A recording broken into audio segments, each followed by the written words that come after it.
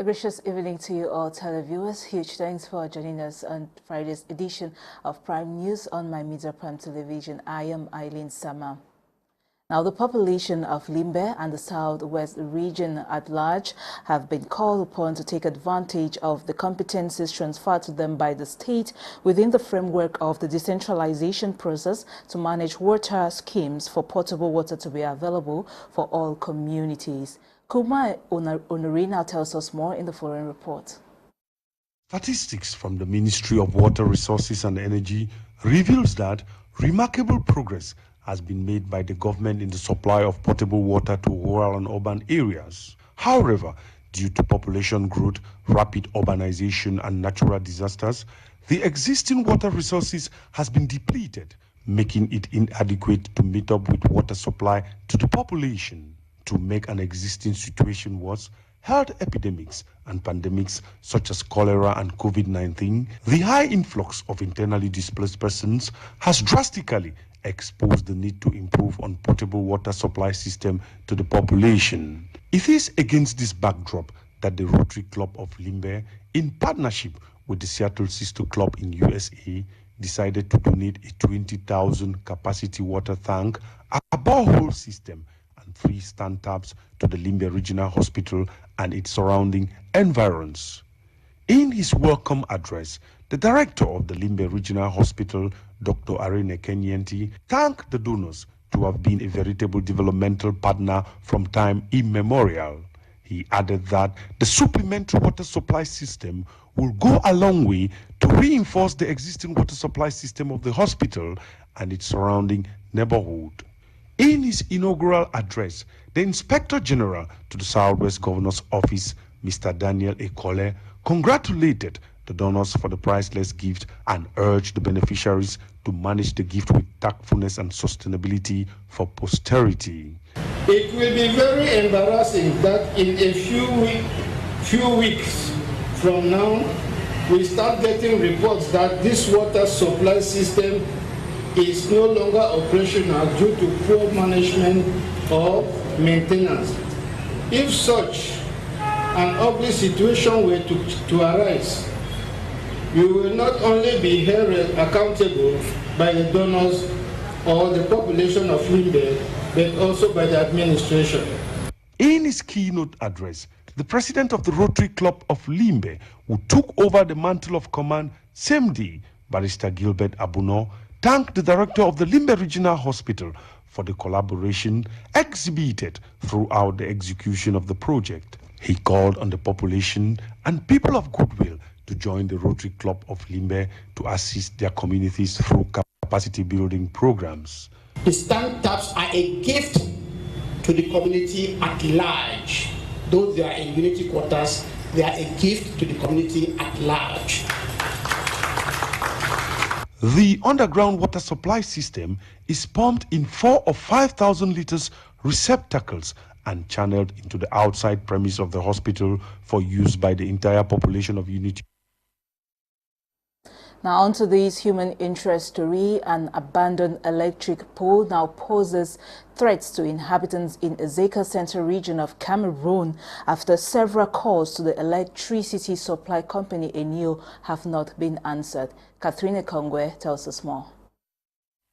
Inhabitants of Ezeka in the Central region of Cameroon have decried the news neglect on them, as they complain that this electric pole has been down for a very long time now. After several calls, the electricity supply company is doing little or nothing to help the situation. Enter for money house, we put on 4 for day. They don't call in you never can pass. They said they ever will something happen before they can't react. They don't call them since they never can look them. Yeah, they never can look and see. Being that it is at the entrance into someone's compound, it poses great danger to these people who have to pass under these electric cables before getting into their home. I said when I take time to look the place and I enter for money houses, me along home in my heart. So I even try for bend down under cable then. The risks from the fallen poles is a call for concern because the inhabitants in this area face difficulties in carrying out their day-to-day activities, and they have blamed it on the electricity supply company Enio for neglecting and not doing enough to replace fallen poles. The governor of the West Region of Cameroon, Fonka Augustine, has announced that heavy rains and floodings are expected in the days ahead in the region. Hence, urged the population living in areas which risk flooding and landslide to be very vigilant. Cynthia Azanyu with details. The governor of the West Region, Fonka Augustine, has alerted that the population should be careful of heavy rains, which may lead to flooding in several divisions of the region. According to the governor, the days are looking bad in the West Region. Divisions such as the Menua, Bambutus, or Mifi are under threat. The alert comes from the weather forecast for August 2022. According to the latter, heavy rains with accumulations greater than 280 millimeters, coupled with risk of flooding and landslide on unstable slopes, will mark the West Region. Regarding such a situation, the governor of the West Region, Fonka Augustine, invited the population he administers to show great caution. It also prescribes avoiding high-risk areas like swamps, hillsides, mountainous areas, or those where the soil texture is dominated by sand or clay. The governor of the West Region hence asked the population to take adequate measures to avoid any disastrous consequences that may arise from these long rains. The governor also invited competent authorities in all fields to raise awareness and take measures to avoid any disaster. Other regions such as Northwest, Southwest, Littoral and the Far North region are not excluded from the National Anti-Corruption body, CONAC, has launched a campaign to raise awareness and fight against corruption within the school milieu. This was in Betwa, its region of Cameroon. Get details right ahead. As part of a national campaign to raise awareness and fight against corruption within the school milieu in Cameroon, the National Anti-Corruption body, CONAC, led by its president, Reverend Dieudonné Massigams, launched the campaign to fight against corruption in Betwa East region of the country in the presence of Governor Grégoire Mvongo.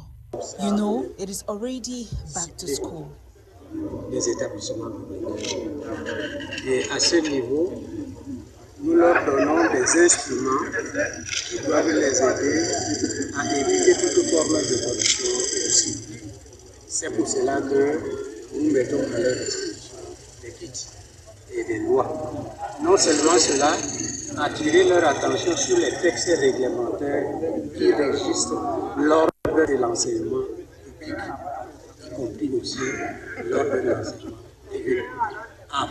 Note here that this new academic year 2022-2023, CONAC has come up with some innovations like sanctions for all who are caught violating government principles. For instance, in all government primary and secondary schools in Cameroon's 10 regions, registration is now free of charge. Any school official caught violating this major step taken by the government to assist parents with back-to-school difficulties risks prison terms. Reverend Dieudonné Massigams highlighted.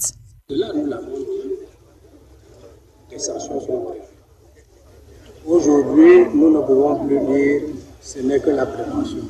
Mais cette fois-ci, nous irons jusqu'au bout pour présenter aux juristes et bien au tribunal ceux qui se seront trouvés coupables par rapport.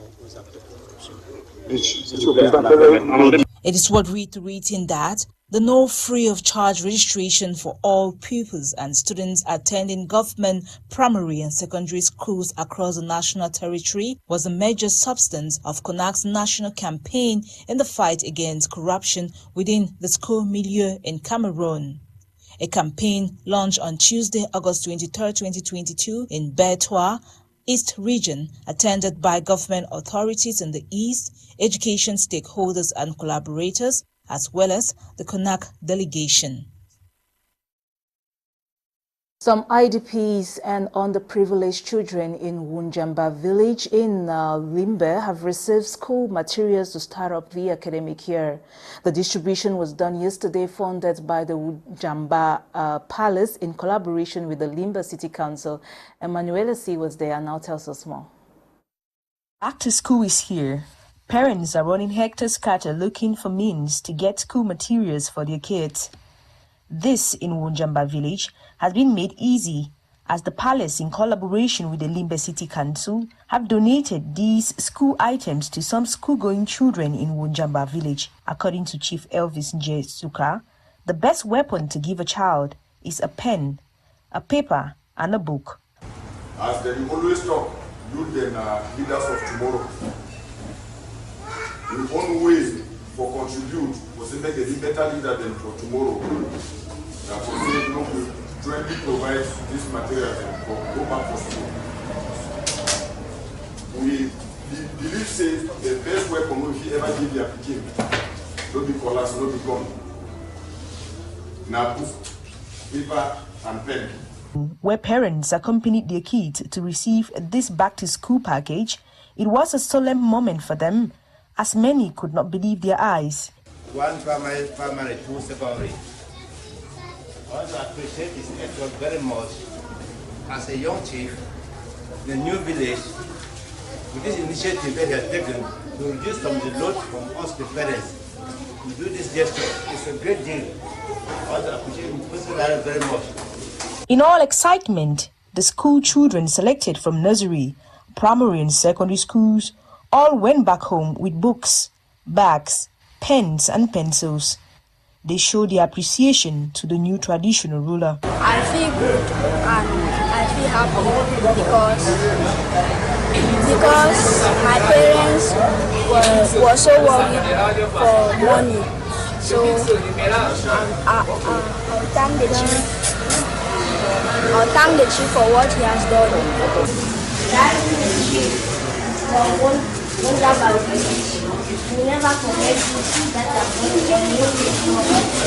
At the peak of last-minute preparations for the 2022-2023 academic year, the parents say at least a load has been lifted off their shoulders. Manuela C. reporting there. Now to something else. Community actors in the Far North region have received training on monitoring, documentation and reporting on cases of human rights violation in conflict zones and during electoral periods. As Joy Ngong tells us, the training workshop took place in Marua on August 24, 2022. High report. With the Far North region of Cameroon being one of the regions highly plagued with human rights violations, there is need to sensitize the population on how to handle related cases. It is within this backdrop that local community agents in Marua have been trained on monitoring, documentation and reporting cases of human rights violations in conflict zones as well as during the electoral period. L'extrême nord est une ville où on constate de nombreuses violations des droits de l'homme. The Far North region is one of those where there is a lot of human rights violations. We have noticed that people experience these violations but are unable to document them. This training is the best I've ever attended, and it is an occasion for me to materialize all trainings I've ever received to date. It is important to let the people of other regions know that this is what is happening in the Far North region of Cameroon. It can only be possible via documentation.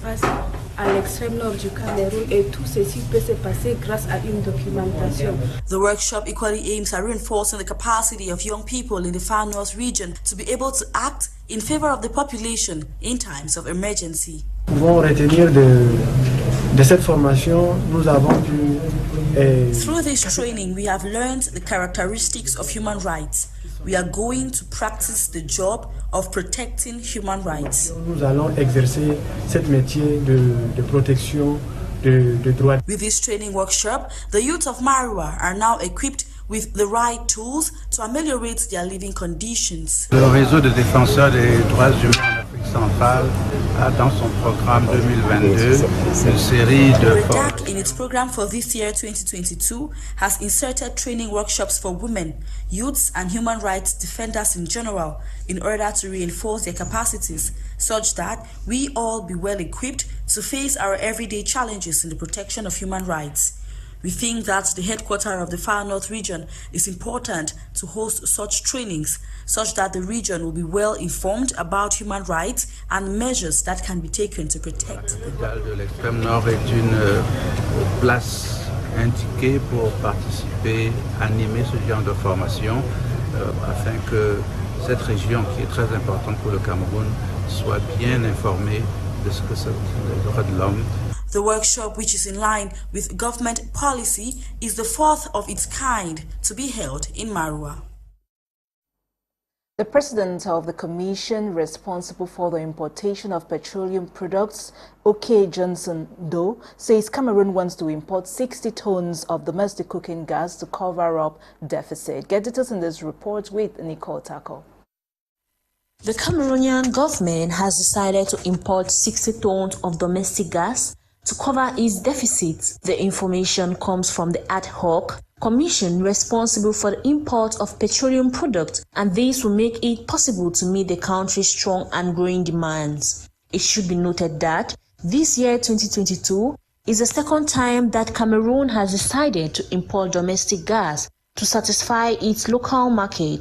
At the beginning of the year, Cameroonian authorities had purchased 60,000 metric tons of domestic gas from the external market. This quantity has made it possible to supply the population for the first month of the year 2022.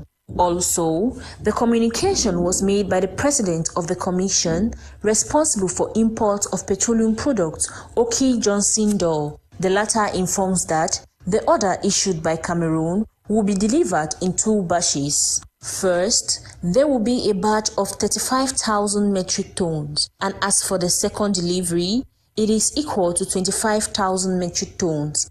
This is therefore a way for Cameroon to make up for the deficit caused by local productions. You're welcome back. Nigerian tele-evangelist, Senior Pastor Apostle Johnson Sullivan of Omega Fire Ministries Worldwide is expected in Cameroon in September 2022. A press conference to announce the coming of Apostle Sullivan was organized this Friday in Douala. Lasha Kingsley was there and now tells us more. Coming is not just for particular people. It's coming to pray for the nation. Everybody will be impacted. Number 2, it was alleged that is just a rumors. You said it right, it's a rumors. It's not a fact, it's a rumors. So his coming is sure. The press conference focused on giving details to the public concerning the mega crusade dubbed Mighty Turnaround Cameroon, an initiative of Apostle Johnson Sullivan.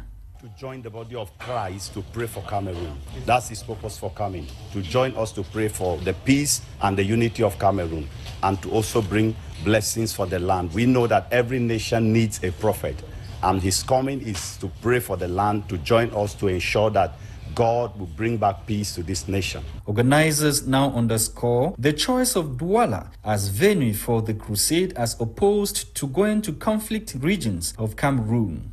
The other time he was in Bamenda, the other time he was in Limbe. So his coming to Douala is based on divine revelation, divine direction, because Douala is the place where God has directed him to come. Other great men of God from other churches in Cameroon will join Apostle Johnson Sullivan on the 13th and 14th of September at the Bepanda Omispor Stadium. We have different pastors. Even yesterday we had meeting. And in the meeting, we have pastors from different churches. Cameroonians love Apostle. Different pastors love him because he prays with them and their ministry is doing well. So it's for everybody. It's not for Omega. It's not for a particular church. It's for Cameroonians. Mighty Turnaround Cameroon is an initiative of Senior Pastor Apostle Johnson Sullivan of Omega Fire Ministries Worldwide. It is a 2-day event designed to pray for the nation of Cameroon for peace and stability. During this event, captives will be set free, healing, deliverance, top-notch prophecies, as Peace Walk Fatherland of Cameroon will have a mighty turnaround as its children will once again enjoy peace and unity. Please tell somebody. You live in the neighboring countries, wherever you live, tell someone to tell someone to tell someone that Johnson Sullivan is coming to. Now on to health. The World Health Organization has warned about a severe hepatitis outbreak in children spreading speedily, affecting thousands, and has already killed 5 around the world. Bokengo Oworthy has details in the next report. Present in 32 countries around the World Health Organization battles with an estimated 1,000 cases of hepatitis in children under the age of 5, which is taking the life of 5 infants. More than 1,000 cases have been reported from 35 countries worldwide.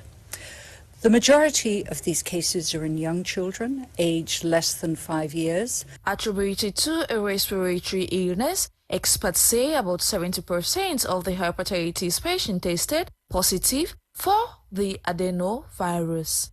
A common virus called adenovirus may have a role either acting alone or as a co-infection with another virus, such as COVID, either past or current COVID infection. According to Dr. Philippa, some symptoms for parents to watch out for include typical symptoms of acute gastroenteritis, so abdominal pain, nausea and vomiting, but then with rapid progression to jaundice, indicating liver damage. With the outbreak being termed severe, parents are encouraged to be on the alert for any possible signs and symptoms, as well as seek prompt medical care without hesitation. Now, onto African news. Families continue to mourn the death or attack of their loved ones in the Somalia hotel. Meanwhile, violence in Sudan forces vendors to close businesses again. Get details on these stories and more with Nolinga, who make a tour of the African continent. At sunset on Friday last week in Somalia's capital, an evening at a hotel turned to bloodshed after an extremist group killed 21 people over the course of a 35-hour siege. The patrons of the Hyatt Hotel had just finished their prayers and settled in for coffee, tea or dinner. There were families, business people, government workers, people who saw profit and promise in a country rebuilding from decades of war. Meanwhile, hotels are refugees in Somalia, but targets too. The Al-Shabaab extremist group affiliated with Al-Qaeda for years carried out complex attacks. The group tends to start with explosions, then hold out for hours as a handful of fighters exchange gunfire with security forces until a bloody morning end. Meanwhile, violence in Sudan forces vendors to close businesses. Thousands of Sudan's Hausa people set up barricades and attacked government buildings in several cities. Witnesses say after a week of deadly tribal clashes in the country's south, violence in Blue Nile state, bordering Ethiopia, has killed over 60 people and wounded 163 others, including 13 in serious condition, according to health officials. The clashes first erupted a week ago on Monday between the Beti and Hausa tribes, after the Betis rejected a Hausa request to create a civil authority to supervise access to land, a prominent Hausa member said, on condition of anonymity. And finally, healing the wounds of the past is one of the objectives of the French president's 3-day visit to Algeria. On the first day, Emmanuel Macron laid a wreath at the monument to the martyrs of independence. It has been 60 years since Algeria gained independence from France, and the last few months have been marked by tension between the two governments. Although Macron called the French colonization a crime against humanity, the excuse is that Algiers expected for the colonization never came. With this trip, the French leader hopes to put back on track relations with the former colony at a time when Europe needs its gas reserves more than ever. That concludes today's edition of Prime News on My Media Prime Television. I have been Eileen for a presentation. Thanking you all for viewing. The news was compiled by Elisha Kingsley and produced by Ewane and Nolinga. Huge thanks for staying with us throughout the week. Happy weekend. Stay blessed and stay tuned to more amazing programs coming up on My Media Prime Television, The African Eye. Bye for now.